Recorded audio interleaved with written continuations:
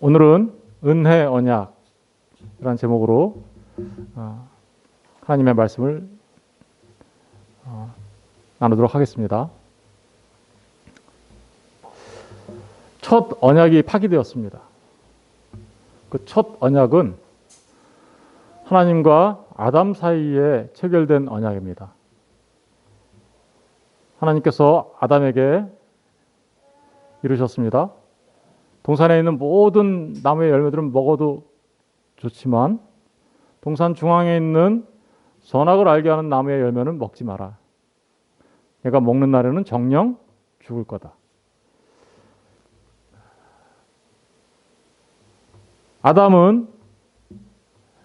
아담의 후손으로는 모든 인류를 대표하고 대신하여서 하나님 앞에 언약의 대표자가 되어서 하나님과 언약을 체결합니다.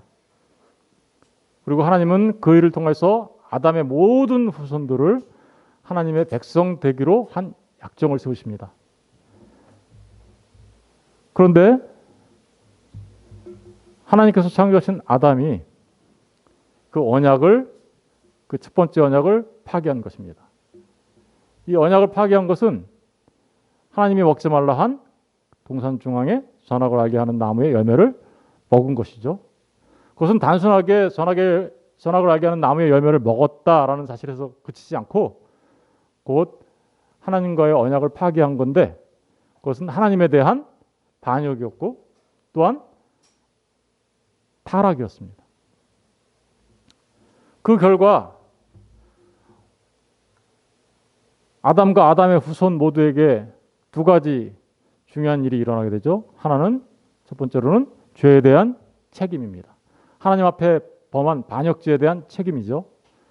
그 책임의 결과는 죄의 삭은 사망이니까 사망이 들어오게 된 것입니다.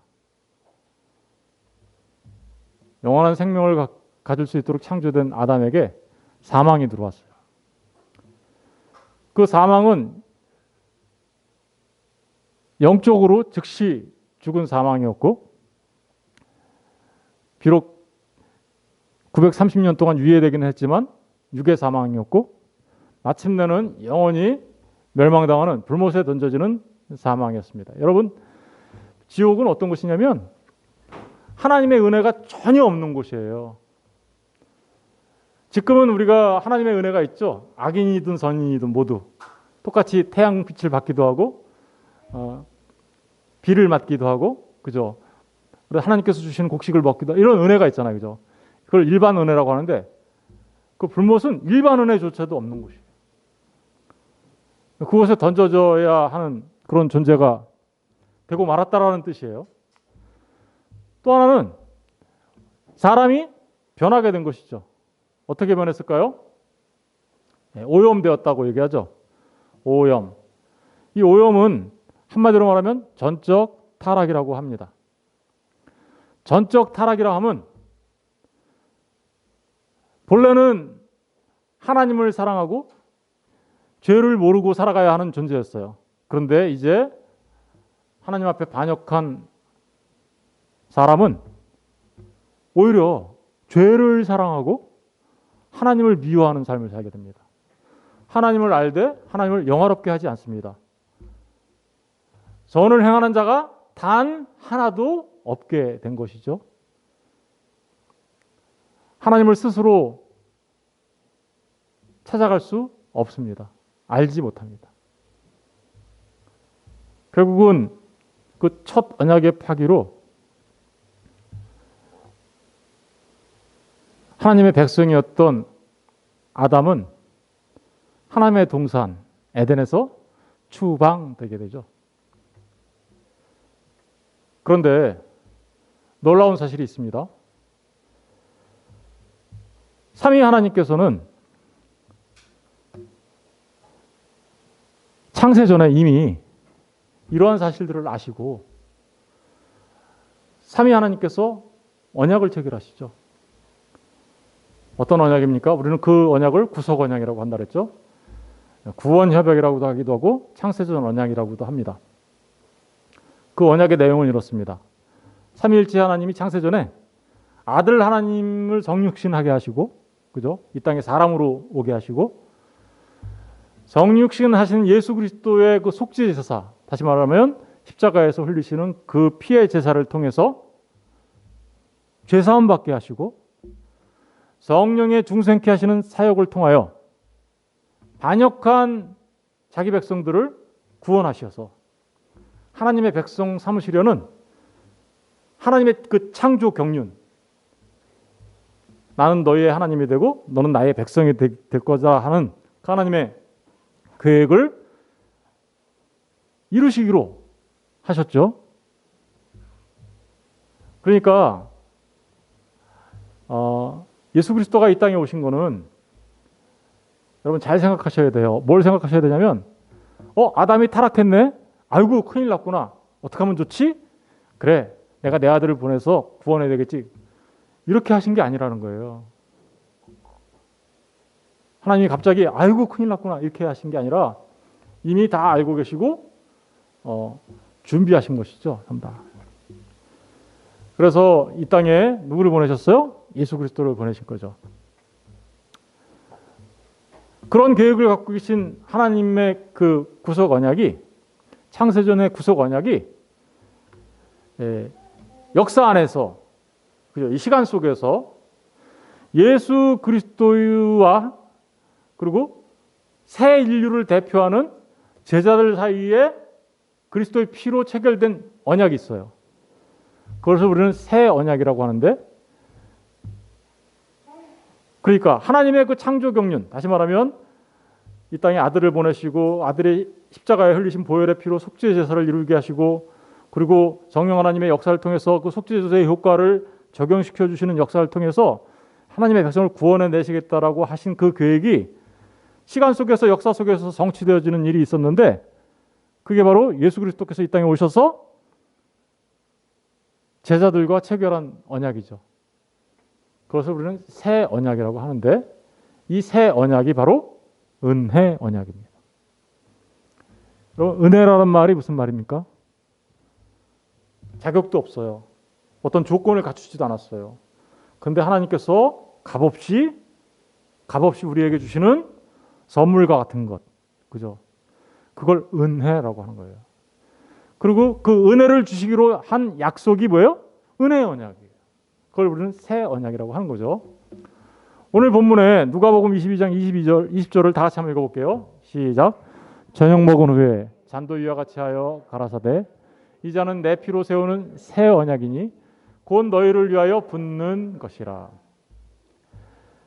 주님께서 십자가에 달리시기 전에 최후의 만찬을 하십니다. 그 최후의 만찬을 하시면서 떡을 떼어 주시기도 하고 또 잔을 채워서 주시면서 이 떡은 내 몸이요, 이 잔은 바로 내 피다. 그리고 그러면서 이렇게 얘기하시죠. 내 피로 세우는 새 언약이니. 주님께서 내 피로 새 언약을 세울 거야. 뭘 말하는 걸까요? 주님의 피, 다시 말하면 십자가에서 흘리시는 그 피로 새 언약을 세울 것인데, 그 십자가에서 흘리는 그 피는 너희를 위한 거야. 너희를 위하여 내가 붓는 거야 라고 얘기하죠. 그것은 뭐예요?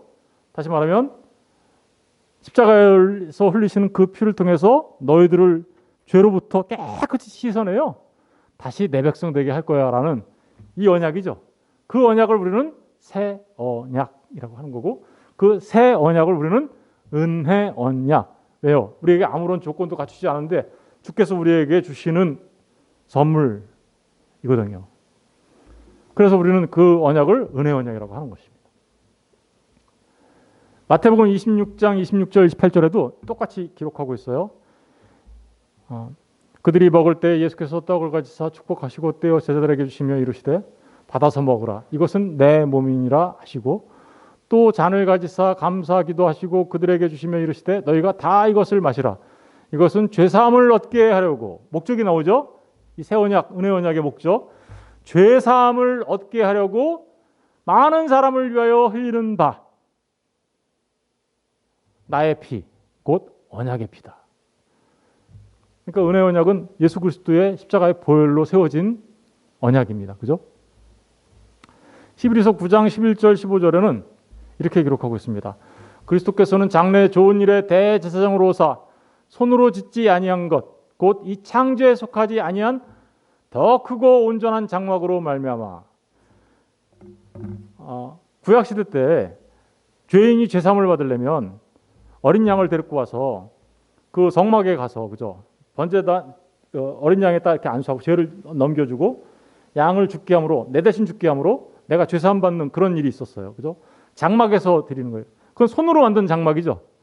그런데 주님이 오셔서 십자가에 달려 드리는 그 제사는 그런 손으로 만든 사람이 만든 장막이 아니라는 거예요. 그것은 창조에 속하지 아니한 더 크고 온전한 장막이라는 거예요. 어디서 드리는 걸까요? 그러니까 하늘 장막에서 드리는 제사다 이렇게 얘기하는 거죠. 그러면서 12절 염소와 송아지의 피로 하지 아니하고 그렇죠. 구약시대 때 모세가 했던 건 염소와 송아지의 피로 했어요. 그런데 오직 지금 예수님의 십자가는 오직 자기의 피로 영원한 속죄를 단번에 이루사 단번에 어디로 들어가셨어요? 성소에 들어갔다. 성소가 아니에요. 정확하게 말하면 지성소예요. 정막에는 앞마당이 있고 성소가 있고 지성소가 있어요. 그런데 지성소에는 아무나 못 들어가요. 들어가면 죽어요. 왜냐하면 거기 하나님이 임재해 계시거든요. 그래서 예수 그리스도의 피를 상징하는 유월절 어린 양의 피를 들고 대제사장만 거기 들어갈 수 있어요. 1년에 한 번. 그러니까 대제사장이 들어갈 수 있는 그 지성소에 예수님이 단번에 들어가셨다는 거예요. 그 무슨 얘기예요? 하나님께로 갈 수 있는 길을 여셨다. 생명의 길을 여셨다라는 의미가 바로 지성소에 들어가셨다. 바로 이것을 주님께서 세우신 새 언약이라고 하는 거죠. 이 새 언약은 그러니까 예수 그리스도의 피로 세워진 피의 언약이었던 것입니다. 계속해서 읽어보면 13절 염소와 항소의 피와 및 암송아지의 재를 부정한 자에게 뿌려 그 육체를 정결하게 하여 거룩하게 하거든. 구약시대 때 그렇게 했다는 거예요. 하물며 영원하신 성령으로 말미암아 흠없는 자기를 하나님께 드린 죄를 알지도 못하시는 죄 없으신 그분이 자기 자신을 어떻게 해요? 하나님께 드린 그리스도의 피가 어찌 너희 양심을 죽은 행실에서 깨끗하게 하고 살아계신 하나님을 섬기게 하지 못하겠느냐. 그러니까 이 그리스도께서 십자가에서 세우신 새 언약, 그것은 바로 그 예수 그리스도의 피가 우리를 깨끗하게 하셔서 하나님을 미워했던 우리가, 그죠? 하나님을 섬기는 자로 바꿔 주시는 거죠. 이걸 우리 뭐라 그래요? 하나님의 백성이라고 얘기하는 거예요. 하나님을 사랑하고 하나님을 섬기는 자 되게 만들어 주시는 거죠. 모든 죄를 깨끗이 씻어내고 15절 이로 말미암아 그는 새 언약의 중보자시니. 그래서 예수님이 새 언약의 중보자세요. 중보자라는 건 뭐예요? 하나님과 하나님의 백성 사이에 중보자로서 피를 흘려 중보자가 되어주셨다라는 뜻이겠죠. 이는 첫 언약 때 범한 죄에서 속량하여, 여기서 말하는 첫 언약은 아담의 언약, 그죠? 그 언약 때 범했던 그 죄에서 우리를 속량 구해내셔서 값을 치르고 사셔서 그렇게 하기 위하여 주구사 부르심을 입은 자들로 하여금 영원한 기업의 약속을 얻게 하려 하나님 나라의 백성, 영원한 하나님의 나라의 기업을 상속받게 하는 거죠. 이게 바로 은혜의 언약이 어떻게 세워졌으며 또 은혜의 언약이 세워진 그 목적이 무엇이며 그 효과는 무엇인지를 지금 자세하게 이 히브리 기자가 우리에게 보여주고 있죠. 두 번째로 이 은혜의 언약은 구약과 신약 전체가 사실은 은혜의 언약이에요. 구약에 나타나는 그 모든 언약들도 사실은 다 은혜의 언약을 설명하고 있는 거예요. 구약과 신약 모두가 파기된 첫 언약, 그죠? 아담에 의해서 파기된 그 첫 언약을 은혜 언약을 통해서 회복시킬 것을 우리에게 설명하고 있는 거예요. 구약과 신약 전체가요, 사실은 이 은혜 언약을 통해서 파기된 첫 언약이 어떻게 회복될 것인지를 설명하고 있는 거예요. 설명. 그러니까 은혜 언약은 파기된 첫 언약을 회복하는 것이고, 그리고 그것을 회복해서 그 언약이 완전히 성취될 수 있도록 한 거고, 언약의 완성인 거예요. 그래서 구약과 신약에 이 모든 것들이 다 나타나요. 그런데 구약에는 조금만 보여줬다가 신약에 와서 점점 어떻게요? 분명하고 명료하고 확실하게 우리에게 보여주는 거죠. 창세기 3장 15절에 그 첫 번째 그 은혜 언약의 모습이 나오는데, 내가 너로 여자와 원수가 되게 하고 내 후손도 여자의 후손과 원수가 되게 하리니 여자의 후손은 내 머리를 상하게 할 것이요 여자의 후손이 내 머리, 다시 말하면 뱀의 머리인데, 뱀은 누구를 상징하는 거예요? 사단을 말하는 거예요. 사단의 머리를 부수고 너는 그의 발꿈치를 상하게 할 것이다. 그러니까 여자의 후손이 이 마귀의 세력, 사단의 세력을 부수고 우리를 구원해낼 거다라는 그 암시가 창세기 3장 15절에 아담이 그 첫 언약을 파기하자마자 하나님께서는 이미 그 구원을 이렇게 설명하고 있어요. 그렇죠? 그런데 그 구원은 실은 성경 전체, 구약 성경 전체에서 여러 가지 언약의 형태로 우리에게 설명하고 있는 거예요. 그런데 구약에서만 그런 게 아니죠. 신약에는 마침내 그 언약의 핵심적인 내용들이 나오죠. 그죠? 요한복음 3장 16절이 사실 핵심적인 내용이에요. 우리가 같이 읽어볼게요. 시작. 하나님이 세상을 이처럼 사랑하사 독생자를 주셨으니 이는 그를 믿는 자마다 멸망하지 않고 영생을 얻게 하려 하심이라. 하나님이 저와 여러분을 사랑하셨어요. 그 사랑하셨기 때문에 언약을 파기한 아담의 후손으로 남겨두지 않으시고, 언약을 파기한 그 상태로 그냥 남겨두면 어떻게 될까요? 영원히 멸망받을 수밖에 없잖아요. 그러면 하나님의 창조 경륜이 이루어집니까? 안 이루어집니까? 안 이루어지잖아요. 그러니까 하나님께서 우리를 사랑하셔서 우리를 다시 살려내시기 위하여 하나밖에 없는 하나님의 아들, 독생자 되신 예수 그리스도를 이 땅에 보내주신 거죠. 무엇으로? 사람으로. 하나님이 사람이 되어서 이 땅에 오신 거죠. 우리는 그것을 성육신이라고 한다 그랬죠. 그런데 그렇게 하나님이 사람으로 이 땅에 오신 그 목적은 뭔가요? 그렇죠. 그를 믿는 자마다 멸망하지 않고 영생을 얻게 하려 하십니다. 그러니까 은혜 언약의 가장 중요한 목적은 뭐예요? 예수님을 믿는 자마다, 다른 말로 바꿔서 얘기하면 은혜 언약에 참여한 자마다 멸망하지 않고 뭐를 얻어요? 영생을 얻는 거예요. 은혜 언약에 참여하는 모습은 어떤 모습으로 나타나나요? 믿는 모습으로 나타나는 거죠. 그죠? 바로 그 언약의 핵심적인 내용을 요한복음 3장 16절이 담고 있어요. 따라서 구약과 신약, 이 모든 것은 형식은 좀 달라요. 그죠? 구약에서 말하는 것과 신약에서 말하는 것이 형식은 좀 다른데, 그 구약과 신약 전체를 관통하는 그 본질은 하나예요. 구약과 신약 전체를 관통하는 본질은 시대를 초월해서 동일해요. 같아요. 다시 말하면 은혜 언약은 구약과 신약 전체에 나타나요. 근데 구약은 뭘 말하는 거냐면 그 은혜 언약, 새 언약의 모형이고 그림자예요. 그리고 새 언약, 예수님께서 이 땅에 오셔서 십자가로 피 흘리시고 세우신 그 언약은 구약의 원형이고 성취고 완성이에요.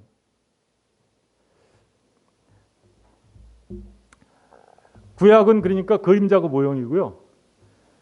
예수님의 그 십자가에서 세운 그 피의 언약, 새 언약, 은혜 언약이 진짜였다라는 거예요.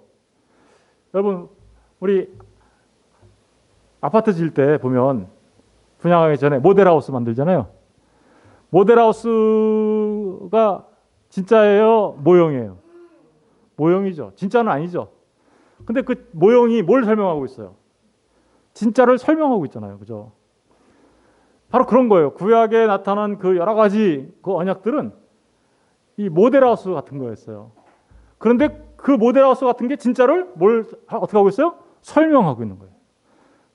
그래서 진짜는 이거야. 그러고 나서 마침내 모델하우스가 설명하고 있는 그 원형이 다 지워지면 어떻게 되나요? 모델하우스는 아 이건 모델이었구나. 진짜는 이거구나. 이런 걸 우리가 알잖아요. 마찬가지예요. 구약에 나타난 그 모든 것들은 모형이었고 그림자였는데 진짜 예수 그리스도가 이 땅에 오셨어요. 이 모든 것들은 다 예수 그리스도의 십자가를 설명하고 있었던 거란 말입니다. 근데 예수 그리스도의 십자가가 이 땅에 섰어요. 그러면 이제 진짜는 뭐라는 거예요? 예수 그리스도의 십자가. 그것만이 이 모든 것들을 완성해낸 거죠. 성취해낸 거죠. 예, 바로 그걸 말하고 있는 겁니다. 히브리서 8장 5, 6절에는 그 그림자와 모형되었던 구약과 진짜 된 것을 잘 설명하고 있는데 한번 읽어볼게요. 다 같이 시작. 그들이 섬기는 것은 하늘에 있는 곳의 모형과 그림. 봐봐요.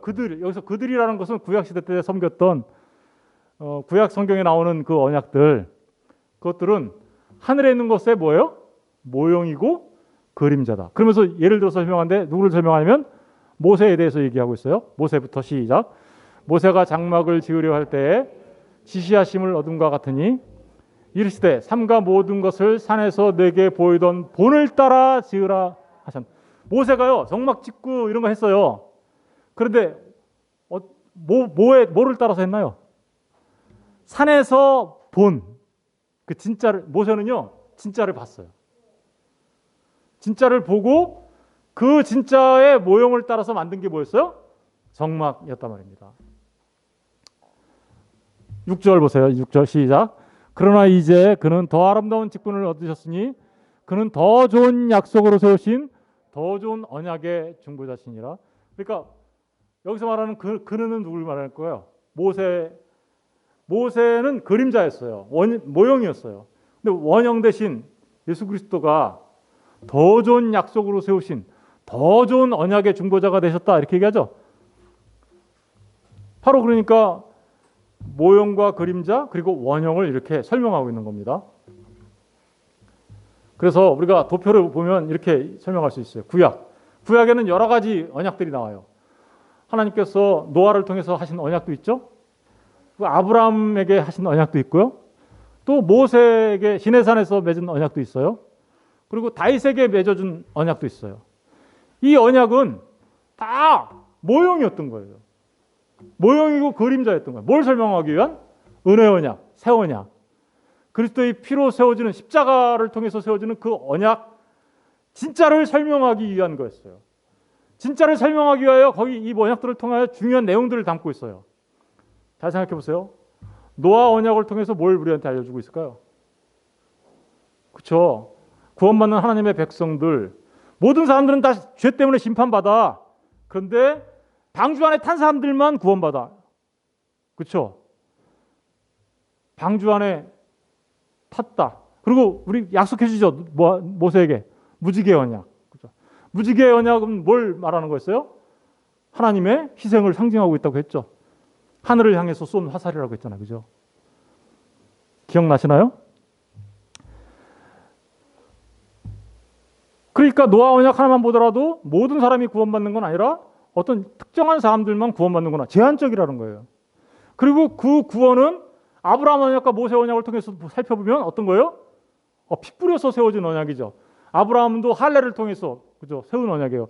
목숨을 걸고 동물의 각을 떠서 쪼개놓고 그 안에 이렇게 지나가잖아요. 그죠? 피의 언약이에요. 그리고 모세 언약도 마찬가지죠. 모세도 시내산에서 하나님의 말씀을 받고 하나님과의 언약을 체결할 때 피 뿌림을 하죠. 그죠? 그러니까 이 모든 것은 피를 통해서 세워진 언약이었어요. 뭘 설명하나요? 예수 그리스도의 십자가를 설명하고 있었던 거죠. 속죄 제사를. 그리고 다윗에게 하신 언약은 무엇을 말하나요? 영원한 하나님 나라, 영원한 왕으로 통치하시는 예수 그리스도를 모형하고 있잖아요. 그죠? 바로 그러니까 이 언약들은 전부 다 하나님 나라를 또한 설명하고 있는 거였단 말입니다. 그러니까 이 그림자들을 통해서 이 모형을 통해서 진짜 된 십자가를 설명하고 있었던 거예요. 그러니까 구약도 은혜 언약이고, 그죠? 내용을 보니까 은혜를 설명하고 있잖아요. 그죠? 신약 전체도 사실은 그 은혜의 원형을 설명하고 있는 거예요. 그래서 우리는 이렇게 얘기할 수 있는 거죠. 구약은 그림자이고 모형이지만 신약은 참 언약이고 궁극적 언약이고 원형이다. 이렇게 얘기할 수 있는 거예요. 그런데요, 이 신약에만 그러니까 그림자로서만 보여준, 구약이 그림자로서만 모형으로서만 보여준 것도 아니에요. 사실 거기 안에도 진짜 원형을 설명하고 있는 부분도 있어요. 예레미야 31장 31절 33절에 보면 아예 새 언약에 대해서 설명하고 있어요. 우리 한번 읽어볼까요? 다 같이 시작. 여호와의 말씀이니라. 보라, 날이 이르니 내가 이스라엘 집과 유다 집에 새 언약을 맺으리. 아예 그냥 새 언약이라는 말을 쓰고 있죠. 그러면서 그 새 언약의 내용이 뭔가 한번 보세요. 32절부터 33절까지 시작. 이 언약은 내가 그들의 조상들의 손을 잡고 애굽 땅에서 인도하여 내던 날에 맺은 것과 같이 아니할 것은, 잠깐만요. 이 언약은 내가 그들의 조상의 손을 잡고 애굽 땅에서, 이거 언제를 말하는 거예요? 출애굽을 말하는 거죠. 출애굽 때 너희들의 조상과 맺었던 언약, 무슨 언약이에요? 모세와 맺은 언약, 그걸 말하는 거예요. 근데 그것과 같지 않다. 달라. 모세 언약과 달라. 계속해서 읽어볼게요. 내가부터 시작. 내가 그들의 남편이 되었어도 그들이 내 언약을 깨뜨렸습니다. 여호와의 말씀이니라. 모세와 언약을 맺었어요. 근데 이스라엘 백성들이 계속해서 어떻게 해요? 하나님 앞에 계속해서 반역해요. 금송아지 만들고 하나님께서 주시는 계명을 전부 다 깨고 우상을 숭배하고 이렇게 살잖아요. 그죠?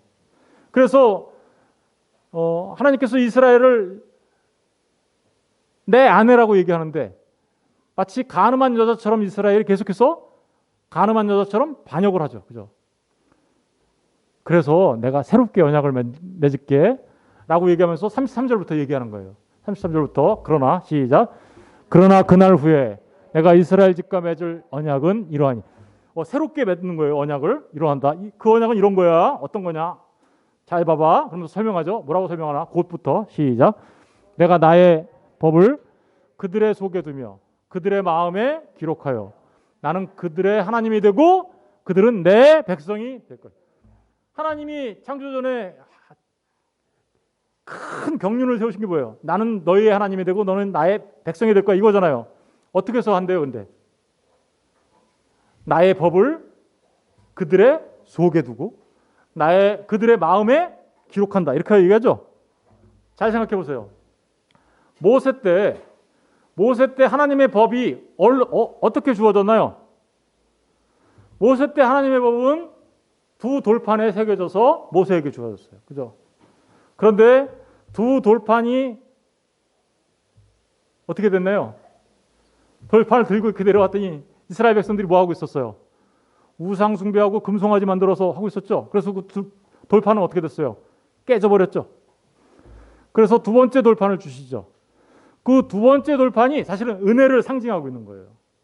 그런데 그 두 번째 그 돌판은 우리 바깥에 있죠. 하나님의 백성 바깥에 있었잖아요. 돌로 돼 있었잖아요. 그런데 하나님이 이제 진짜 언약은 어떤 거냐? 내가 내 법을 너희들 안에 돌판에 새겨주는 거 아니야. 너희들 안에 줄 거야. 이렇게 얘기하죠. 무슨 얘기하는 걸까요? 내가 나의 성령을 너희에게 보내줘서 네 안에 영원히 내주하게 될 거야. 이런 의미를 담고 있는 겁니다. 왜요? 내 안에 누가 들어와요? 성령 하나님이 들어오세요. 그럼 성령 하나님이 들어오시면 내가 어떻게 돼요? 성령님의 통치를 받으며 살죠. 하나님의 말씀대로 살아가게 되죠. 나의 법을 너희들 안에, 너희의 마음에 새길 거야. 새 언약은 그러니까 하나님의 법이 어디에 새겨지는 거예요? 예수 그리스도의 십자가의 피로 세워진 그 언약은 성령님을 통해 우리 안에 새겨지는 거예요. 무슨 얘기인지 아시겠죠? 그걸 성령 세례 받았다 얘기하는 거예요. 성령 세례 받았다. 성령을 마셨다. 히브리서 9장 18절 24절에 보면 계속해서 피의 언약에 대해서 얘기하고 있는데, 이러므로 첫 언약도 피 없이 세운 것이 아니. 여기서 말하는 첫 언약은 모세와 맺은 언약이에요. 모세가 율법대로 모든 계명을 온 백성에게 말한 후에 송아지와 염소의 피 및 물과 붉은 양털과 우슬초를 취하여 그 두루마리와 온 백성에게 뿌리며. 모세가 맺은 그 시내산 언약도 피의 맹약이었죠. 그죠? 언약이었죠. 그런데 20절 보세요.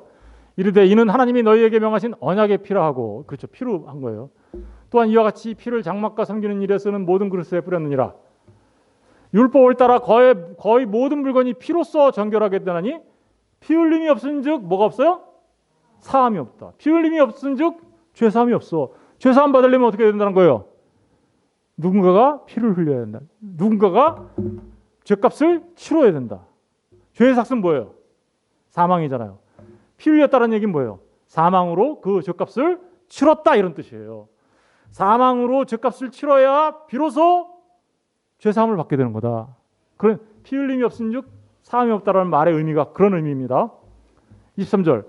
그러므로 하늘에 있는 것들의 모형은 이런 것들로서 정결하게 할 필요가 있었으나, 모세가 만든 그 모형은 그 피로 정결하게 할 필요가 있었으나, 그러니까 짐승의 피로 정결하게 할 필요가 있었으나 이런 얘기죠. 하늘에 있는 그것들은 이런 것들보다 더 좋은 제물로 할지니라. 하늘에 있는 것은 뭘로 한다고요? 더 좋은 제물. 더 좋은 제물이 누굴까요? 이 땅에 하나님의 어린 양으로 오신 예수 그리스도를 말하는 거죠.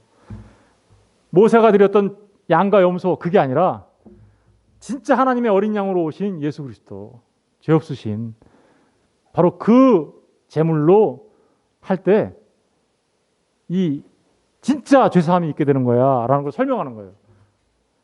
지금 모세의 그 제사를 통하여 그림자고 모형이었던 그것을 통하여 어떻게 그 원리가 똑같잖아요. 그죠? 어떻게 죄사함이 일어나게 되는지를 설명하고 있는 거죠. 24절. 그리스도께서는 참것의 그림자인 손으로 만든 성소에 들어가지 아니요. 참것의 그림자인 손으로 만든 성소. 모세의 성소에 들어간 게 아니란 말이에요. 그럼 어디 들어갔어요? 바로 그 하늘에 들어가셨다. 여러분, 역사 속에 예수님의 십자가는 2000년 전에 골고다 언덕에 세워졌어요. 그렇죠? 골고다 언덕에 세워진 거는 얼핏 보면 역사 속에 세워졌으니까 이 세상 가운데 세워진 것처럼 보이죠? 그런데 사실은 어디에 세워진 거예요? 하늘 장막에 세워진 거예요. 하늘에 들어가서 이제 우리를 위하여 하나님 앞에 나타나시고, 그러니까 하나님 앞에 지성소 안에 들어가셨다는 거예요. 그러니까 보세요. 모세 그것을 통하여 뭘 설명하고 있어요? 진짜 십자가를 설명하고 있는 것이죠. 이렇게 구약은 신약의 모형이고 그림자였는데 신약은 그것의 완성이라는 것을 우리에게 보여주고 있어요. 그러니까 신구약 모두가 다 은혜 언약을 어떻게 해요? 설명하고 있는 거예요. 그런데 잘 생각해 보십시다. 이 은혜 언약에는 여러 가지 특징이 있어요. 그 특징들을 이제 하나하나 살펴보겠습니다. 첫 번째, 이 은혜 언약은 삼위일체 하나님의 구속 언약에 기반하고 있어요. 왜요? 우리가 구원받는 것은 삼위일체 하나님의 일하심을 통해서 되는 거거든요. 다시 말하면 하나님 아버지, 성부 하나님의 계획과 성자 하나님의 구원하심의 실행, 십자가에 이 땅에 정육신하시고 십자가에 죽으시고 장사되시고 부활하시고 승천하신 그 모든 구원의 실행, 그리고 하늘 우편에 앉아 계셨다가 거기서 성령을 보내주신 것까지, 이 모든 주님께서 하시는 그 구원의 실행, 그리고 주님께서 그렇게 하셨어요. 그건 아무한테도 적용이 안 돼. 그러면 구원이 일어나요? 안 일어나요? 안 일어나죠. 그러니까 그 효과를 적용시키기 위하여 성령 하나님이 오셔서 역사하시는 거죠. 그러니까 보세요. 이 은혜 언약은 예수 그리스도의 십자가를 기초로 해서 세워진 언약인데 그걸 아버지가 계획하셨어요. 그리고 예수 그리스도의 십자가를 통해 구원받는 하나님의 백성들도 아버지가 계획하셨어요. 그리고 예수님이 그 구원받을 사람들을 위하여 십자가에 달려 죽으시고 부활하십니다. 그러자 성령 하나님이 오셔서 하나님이 정하신 그 하나님의 백성들에게 십자가의 효과를 적용시켜 주시는 거죠. 찾아가셔서. 그러니까 이것은 삼위일체적인 언약이며 그야말로 하나님이 다 하시는 거죠. 아버지 하나님과 아들 하나님과 성령 하나님이 하시는 거잖아요. 그러니까 완전히 전적인 은혜인 것입니다. 베드로전서 1장 2절이 이 내용을 잘 설명하고 있어요. 한번 읽어볼게요. 다 같이 읽어볼게요. 시작. 하나님 아버지의 미리하심을 따라 성령이 거룩하게 하심으로 순종함과 예수 그리스도의 핏부림을 얻기 위하여 택하심을 받은 자들. 잘 생각해 보세요. 이 택하심을 받은 자들이 구원받은 하나님의 백성들이에요. 이 사람들이 은혜 언약에 참여한 사람들이에요. 그런데 어떻게 됐나 보세요. 첫 번째, 아버지가 하시는 일이 있죠. 하나님 아버지가 하신 일이 있어요. 뭐를 했어요? 미리 하셨어요. 뭘 미리 알았을까요? 택하심을 받은 자들, 하나님께서 택한 자들을 미리 아셨다고요. 여기서 말하는 미리 아심은 예지 예정이 아니에요. 예지 예정은 잘못된 거예요. 이 말이 무슨 뜻이냐면 이런 말이에요. 예지 예정이란 말은 이런 말이에요. 하나님이 예수님이 십자가에 달렸을 때 예수님의 십자가를 믿을 사람을 창세전에 보고 내가 그들을 택했어. 이렇게 얘기하는 거예요. 그러면 뭐가 먼저예요? 택함이 먼저예요? 사람의 믿음이 먼저예요? 그걸 갖다 예지예정이라고 하는데, 그러면 하나님의 구원이 누구 손에 달려 있어요? 사람의 손에 달려 있잖아요. 사람의 손에 의해서 택하는 거니까. 그거는 거짓 복음이에요. 사실은 여기서 말하는 하나님의 미리하심은 그냥 하나님께서 자비와 긍휼을 베풀어 주실 자를 하나님이 택하신 거예요. 그냥. 무슨 얘기인지 아시겠죠? 그랬더니 그들이 성령 하나님의 역사를 통하여 하나님을 믿게 된 거예요. 무슨 얘기인지 아시겠죠? 순서가 사람이 먼저가 아니라는 겁니다. 하나님의 은혜가 먼저예요. 그러니까 전적인 은혜예요. 그래서 두 번째, 아들 하나님이 하신 일 있죠? 아들 하나님이 하신 일은 뭐예요? 예수 그리스도의 피를 뿌려주셔야 돼요. 그러니까 무슨 얘기를 하는 거예요, 이거? 구원을 실행하신 예수 그리스도, 십자가에 달리신 예수 그리스도를 말하고 있고, 세 번째, 성령 하나님이 하시는 일이 있죠. 성령 하나님이 어떻게 해요? 거룩하게 하신다 그랬죠. 성령 하나님은 예수 그리스도의 피로 우리를 씻어내시고 그것을 근거로 우리 안에 들어오셔서 역사하세요. 사실은 죽었던 우리를 살려서 예수 그리스도를 믿게 하고 그 믿음을 통하여 우리가 깨끗이 예수 그리스도의 보혈로 씻음을 얻게 하는 거죠. 그러니까 우리의 구원은 아버지 하나님의 계획, 아들 하나님의 실행하심, 성령 하나님의 적용하심을 통해서 일어나는 거야. 보세요. 삼위일체 하나님의 일하심을 통해서 일어나는 거죠. 이게 바로 은혜 언약의 아주 중요한 내용이에요. 아주 중요한 내용. 두 번째로 이 은혜 언약은 영원한 언약입니다. 어떤 언약이냐고요? 일시적인 것이 아니라 영원하다라는 것입니다. 히브리서 9장 15절 17절을 우리 읽어볼게요. 시작. 이로 말미암아 그는 새 언약의 중보자시니 이는 첫 언약 때 범한 죄에서 속량하려고 주구사 부르심을 입은 자로 하여금 영원한 기업의 약속을 얻게 하려 하심이라. 유언은 유언한 자가 죽어야 되나니 유언은 그 사람이 죽은 후에야 유효한즉 유언한 자가 살아있는 동안에는 효력이 없느니라. 여기 보니까 잘 보세요. 새 언약의 중보자가 세우신 그것은 첫 언약 때 범죄한 우리를 속량하는 건데 그 부르심을 입은 자들에게 뭘 주려고 한 거예요? 영원한 기업, 영원한 약속이라는 거예요. 그런데 그 약속을 뭐에다가 비교하고 있냐면 유언에 비유하고 있어요. 유언. 여러분, 유언이라는 게 뭐예요? 죽기 전에 이렇게 뭐라고 써놓는 거죠? 이 은혜 언약을 마치 유언에다가 비교하고 있는데 왜 그랬을까요? 왜 유언에다가 비교할까요? 거기는 세 가지 이유가 있어요. 첫 번째, 잘 생각해 보세요. 내가 이제 내 생을 마감할 때 내가 가지고 있는 재산이나 이런 것들을 누구에게 주기를 원해요. 그래서 내가 유언장에다가 썼어요. 그러면 그 유언장에 기록된 대로 이 사람이 죽으면 어떻게 돼요? 기록된 대로 누군가에게 줬으면 그 재산이 다 누구한테 가요? 유언장에 기록된 대로 그 사람한테 갈 거 아니에요. 그럼 그 사람은 뭐 했어요? 아무것도 한 게 없죠? 그냥 유언장에 기록한 그 사람 때문에 그 사람의 모든 것을 받게 되는 선물과 같은 거죠. 바로 우리가 구원받은 게 바로 그런 선물과 같다라는 뜻이에요. 두 번째는 그런 은혜 언약은 뭘 기반으로 효력이 발생합니까? 그렇죠. 유언자가 죽어야 발생하잖아요. 그죠? 유언자가 죽어야 유언장의 효력이 발생하죠. 바로 예수님의 십자가의 죽으심을 통하여 그 일이 벌어지게 되는 거야. 예수님의 십자가를 통하여 우리에게 선물로 오는 게 뭔가요? 그렇죠. 영원한 생명, 하나님 나라. 그래서 유언이라고 비유하고 있는 거예요. 그런데 이 유언은 유언한 사람이 죽으면 바꿀 수 있어요, 없어요?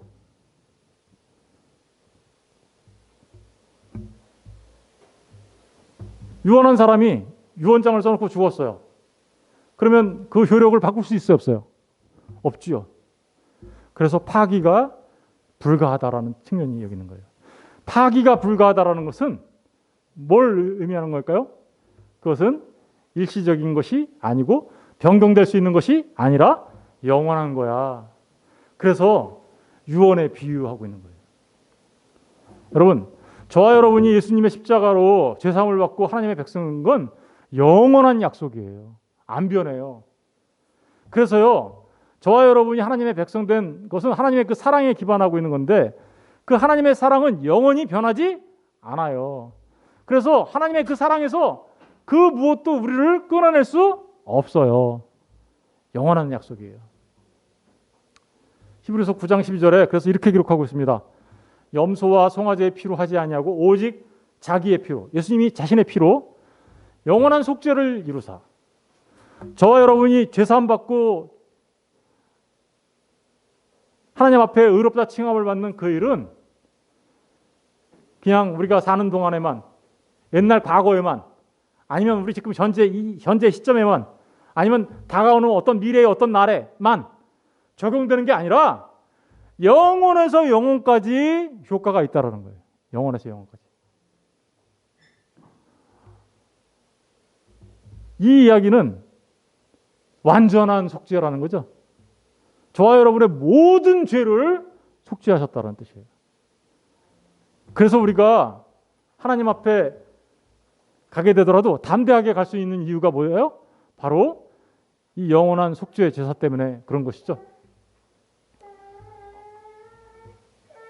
이 은혜 언약은 바로 영원합니다. 세 번째로 이 은혜 언약은 특별합니다. 특별하다라는 이야기가 무슨 뜻일까요? 이 특별하다라는 말은 보편적이다라는 말과 반대되는 말이에요. 이 특별하다라는 말은 다시 말하면 제한적이다라는 얘기예요. 여러분, 예수님이 이 땅에 오셔서 모든 인류를 구원하시려고 십자가에 달려 죽으셨을까요? 모든 인류를 구원하시기 위하여 십자가에 달려 죽으시고 셨을까요? 그렇지 않겠죠. 예수님이 모든 인류를 구원하시기 위해 십자가 달려 죽으셨는데 구원받지 못하는 사람들 너무 많잖아요, 지금. 그죠? 그럼 예수님은 실패하신 건가요?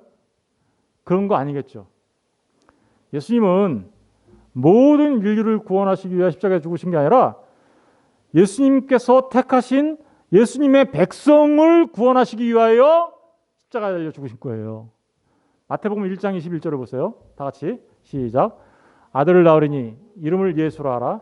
이는 그가 자기 백성들의 죄, 그들의 죄에서 구원할 자이심이라. 예수님은요, 예수님의 백성들을 구원하시기 위하여 십자가에 달려 죽으신 거예요. 그러니까 모든 인류가 아니라 모든 인류 가운데 하나님께서 택하신, 하나님께서 예수님에게 준 하나님의 백성들, 그죠? 그들을 위하여 십자가에 달려 죽으셨죠. 그러니까 뭐예요? 보편적인 게 아니라 제한적이죠. 특별한 사람들을 위해서. 그러니까 예수를 믿는 게 얼마나 놀라운 축복인지 아세요? 특별한 사람들이에요. 예수를 믿고 구원받았다는 것은 하나님의 특별한 사랑을 받았다는 뜻이에요. 그러니까 모든 사람이 구원받는다고 말하는 만인 구원론은 거짓인 것입니다. 한 가지 더 말해볼까요? 이렇게 말하는 것도 잘못된 겁니다. 이렇게 말하는 거 잘 들어보세요. 얼핏 보면 맞는 것 같지만 틀린 말이에요. 예수님은 모든 사람이 구원을 받을 수 있도록 십자가를 통하여 그 가능성을 열어놨다. 그렇죠. 죄사함을 받을 수 있는 가능성을 십자가를 통해서 열어놨다.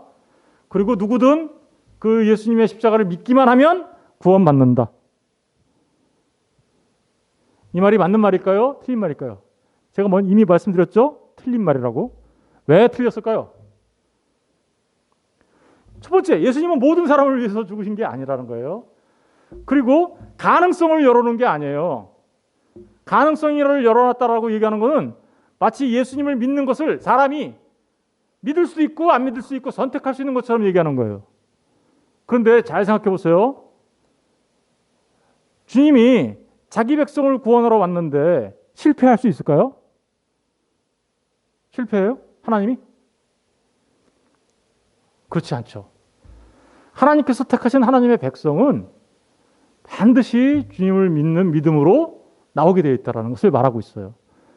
사실은 가능성을 열어놓은 게 아니라 그 자기 백성들을 위하여 죽으셨고 그 자기 백성들을 위하여 죽으신 주님은 성령 하나님의 역사를 통하여 반드시 자기 백성 모두를 구원해 내신다. 실패는 없다. 이게 맞는 거예요.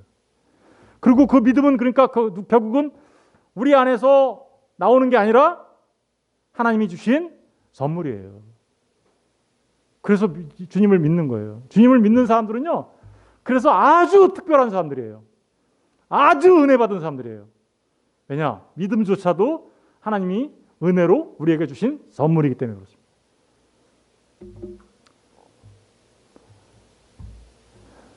네 번째로 이 은혜 언약의 특징은 구원하는 복음으로서 언약은 오직 하나입니다. 새 언약 외에 구원하는 복음으로서 다른 언약은 없습니다. 하나님과 우리 사이의 중재자로 영원히 예수 그리스도는 동일하신 분이시고 그 오직 그 중재자는 예수 그리스도 한 분뿐이십니다. 예수를 통해서만 구원받는 하나님의 백성이 되고 예수를 통해서만 영원한 생명을 얻게 되는 거예요. 그렇지 않으면 다 자신의 죄 때문에 멸망받고 마는 것입니다.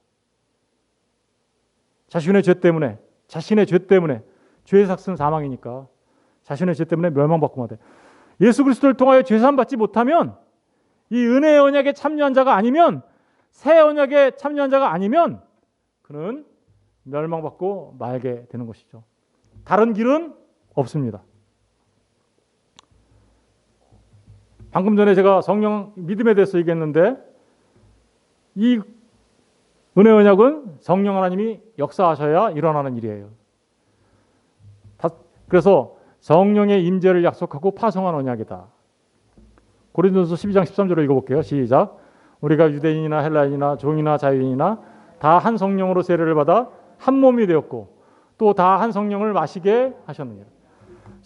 성령으로 세례를 받은 사람들만 이 은혜 언약에 참여해요. 성령으로 세례를 받은 사람들을 성령을 마셨다라고 표현하는데 이 사람들만 믿음이 있어요. 성령이 없는 사람들은요. 십자가를 아무리 믿으라고 해도 믿을 수가 없어요. 나는 믿겠다고 결단하는 사람이 있기는 해요. 그거는 신념이에요. 믿음이 아니라. 믿음과 신념은 다른 거예요. 진짜 믿음은 성령 하나님이 역사하신 거예요. 내 안에 들어와 내주하시는 성령 때문에 주님을 알아먹고 죽었던 우리를 살려놓으니까 주님을 알아먹게 된 거죠. 그러고 나서 그 주님을 믿게 된 거예요. 여러분, 그러니까 예수 믿는 진짜 성도들은요, 그 사람들 진짜 특별한 사람들이에요. 얼마나 특별한 사람인지 몰라요. 그래서 이 은혜 언약은 조건적이에요. 어떤 측면에서? 믿어야 한다라는 측면에서. 그런데 그 믿음이 나로부터 발생하는 것이 아니라 성령 하나님이 나에게 주시는 거죠. 그래서 무조건적이에요. 무슨 얘기인지 아시겠죠? 앞뒤가 안 맞는 말을 왜 써놓으셨나 싶으실 건데 조건적이기는 하나 사실은 무조건적이다. 이게 뭐냐면 은혜 아니면 안 된다라는 말이에요. 에베소서 1장 13절 14절 읽어볼게요. 시작. 그 안에서 너희도 진리의 말씀 곧 너희의 구원의 복음을 듣고 그 안에서 또한 믿어 약속의 성령으로 인치심을 받았다. 하나님께서 택하신 하나님의 백성들은요. 어떤 일이 일어나냐면요. 똑같이 다른 사람들하고 똑같이 세상에서 살아요. 똑같이 시집가고 장가가요. 그런데 그 사람들은요. 갑자기 어느 날 하나님의 말씀을 듣기 시작해요. 진리의 말씀을 듣기 시작해요. 그리고 그 구원의 복음을 듣고서는 갑자기 예수 그리스도 안에서 믿기 시작해요. 전에는 안 믿어졌는데 믿어지기 시작해요. 왜 그럴까요? 약속의 성령이 역사하셨기 때문에 그런 거예요. 인치셨다라는 말은 약속의 성령이 내 안에 내주하셔서 인치셨다라는 말은 두 가지 의미 있어요. 넌 내 거야 라는 첫 번째 의미가 있고요. 소유의 의미가 있어요. 두 번째는 내가 너를 보호할 거야. 내가 끝까지 너를 지켜줄 거야. 이런 의미가 있고요. 세 번째는 보장해 준다. 네가 하나님 나라의 상속 백성으로서 그 하나님 나라를 기업으로 받을 그것을 내가 끝까지 영원토록 보장해 줄게. 이런 말이에요. 인치셨다는 말이. 소유, 보호, 보장. 누가? 성령님이 우리 안에서 역사하셔서. 그렇게 성령님이 역사한 자들만 진리의 말씀을 듣고 구원의 복음을 듣고 믿어요. 에베소서 2장 8절과 9절에 보니까 그래서 이렇게 기록하고 있죠. 8절 9절을 우리 천천히 또박또박 한번 읽어봅시다. 시작. 너희가 그 은혜를 인하여 믿음으로 말미암아 구원을 받았어. 여기 보니까 뭘로 구원받았어요? 여기서 믿음이라는 걸로 얘기하고 있죠. 사실 믿음을 통하여예요. 믿음 자체가 우리를 구원하는 게 아니라 예수님의 십자가 보혈이 우리를 구원하는 거죠. 근데 예수님의 십자가 보혈이 우리한테 효력이 있게 하려면 믿음이라는 통로가 있어야 되는 거예요. 그렇죠? 그러니까 믿음을 통하여 구원을 얻는데 그 믿음이 어떻게 온 거래요? 은혜 때문에 온 거라고 돼 있죠. 값없이 주시는 선물이에요. 그래서 이것이부터 시작. 이것이 너희에게서 난 것이 아니요. 우리에게서 났습니까? 아니잖아. 너희들한테 난 거 아니야. 어떻게 해서 한 거래요? 하나님의 선물이다. 선물이에요. 여러분, 저와 여러분이 예수 그리스도를 믿어요? 예수님의 십자가 보혈의 능력을 믿어요? 여러분들이 얼마나 특별한 존재인지를 기억하셔야 돼요. 얼마나 놀라운 축복을 받았는지를 아셔야 합니다. 하나님께서 여러분에게 너무너무 놀라운 선물을 주신 것입니다. 9절에 보세요. 그래서 9절에 다 같이 시작. 행위에서 난 것이 아니. 믿음이 내 거라면 나의 행위가 되는 거잖아요. 그렇죠? 그런데 그 행위에서 된 게 아니라고 해요. 왜? 하나님께서 주신 선물이기 때문에. 저는 제가 예수님을 맨 처음에 믿게 된 것을 이렇게 돌아보면 기적 같아요. 어떻게 나 같은 사람이 예수님을 믿었지? 어떻게 나 같은 인간이 예수님을 믿었지? 돌아보면 불가능해 보였는데 예수를 믿고 살게 되었네요. 왜 그렇게 됐을까요? 하나님께서 우리를 택하시고 하나님의 백성 삼으시고 우리에게 하나님의 백성 되게 하시려고 믿음을 선물로 주셨기 때문입니다. 그걸 은혜라고 해요. 은혜. 놀라운 거죠. 믿음은요, 인간의 결단으로 되는 문제가 아니에요. 아무리 여기서 믿습니다 한다고 해서 되는 문제가 아니란 말입니다. 그건 정말 믿음은 성령 하나님께서 이렇게 복음을 들었을 때 그것을 믿게 만들어 주시는 거예요. 믿음은 반드시 복음을, 진리의 말씀을 들어야지. 진리의 말씀을 들어야 돼요. 그거 써 있잖아요. 아까 너희도 진리의 말씀, 그죠? 곧 너희의 구원의 복음을 듣고 들음으로써 믿음이 나는 거예요. 그런데 들을 때 누가 역사하는 거예요? 성령 하나님이 역사하시는 거예요. 그래서 믿음이 우리로 하여금 믿음을 가질 수 있도록 하신 거죠. 그래서 지금까지 은혜 언약의 특징을 쭉 말씀드렸는데 보세요. 영원하죠. 삼위 하나님이 하시는 것이죠. 우리에게 주신 선물이죠. 무조건적인 거죠. 여러분, 이게 은혜가 아니면 어떻게 되겠습니까? 은혜가 아니면. 정말 저와 여러분이 은혜 받은 자인 줄 믿으십니까? 그러면 자랑할 게 아무것도 없어요. 하나님 앞에 늘 겸손할 수밖에 없어요. 하나님의 은혜로 우리가 구원받은 하나님의 백성이 되었는데, 그렇죠? 이제 마지막으로 은혜 언약에 참여한 하나님의 백성으로서 삶의 규범이 있습니다. 그것은 새 언약 당사자에게 주어지는 새로운 계명입니다. 새로운 계명은 생활의 규범이에요. 다른 말로 바꿔보면 삶의 규범입니다. 그리스도께서는 우리에게 새 언약을 체결하신 후에 새 계명을 주셨습니다. 내가 너희에게 새 계명을 준다. 요한복음 13장 34절 한번 읽어볼게요. 다 같이 시작. 새 계명을 너희에게 주노니 서로 사랑하라. 내가 너희를 사랑한 것 같이 너희도 서로 사랑해. 구원받은 하나님의 백성들의 삶의 모습이 어떻게 해야 된다고요? 서로 사랑하는 삶의 모습이어야. 새 계명, 새로운 삶의 규범이 우리에게 주어진 것이죠. 이거는 이거하고 똑같아요. 잘 생각해 보세요. 이스라엘 백성들이 애굽의 노예로 살고 있었어요. 그렇죠? 애굽의 노예로 살고 있을 때 유월절 어린 양의 피로 구원을 받고 출애굽합니다. 그죠? 우리가 예수 그리스도의 유월절 어린 양 십자가로 인하여 출애굽하며 구원을 받아요. 그죠? 그리고 어디를 건너요? 홍해를 건너게 됩니다. 홍해를 건너자 모세를 통하여 하나님께서 뭘 줘요? 십계명을 주시죠. 계명을 주세요. 왜 줬을까요? 계명을. 너희들은 하나님의 백성이야. 하나님의 백성들은 하나님만 섬겨. 하나님만 믿어. 우상 숭배하지 않아. 하나님의 이름을 망령되 일컫지 않아. 안식일을 지켜. 부모를 공경해. 살인하지 않아. 간음하지 않아. 도둑질하지 않아. 이렇게 계명을 주면서 하나님의 백성으로 살아갈 수 있는 규범을 줍니다. 잘 생각해 보세요. 율법을 지켜서 구원을 받았습니까? 아니면 유월절 어린 양의 피로 구원받은 하나님의 백성이 율법을 지킵니까? 이해가 안 되셨어요? 율법을 지켜서 하나님의 백성이 됐어요? 아니면 출애굽한 하나님의 백성들이 율법을 받아서 그 삶을 살아가게 됩니까? 후자죠. 무엇으로 구원받았어요? 유월절 어린 양의 피로. 예수 그리스도의 십자가의 피로 구원받은 우리는 이제 새로운 계명을 받게 되는 거죠. 그 새 계명은 뭘까요? 서로 사랑해라. 내가 너희를 사랑한 것 같이 서로 사랑해. 이스라엘 백성들이 계명을 지키다가 어깁니다. 그럼 어디로 갈까요? 죄를 범했어요. 그들은 어디로 갔을까요? 양을 끌고 어디로 갔어요? 정막으로 갔죠. 정막에서 제사를 지내서 자기 죄를 사함받죠.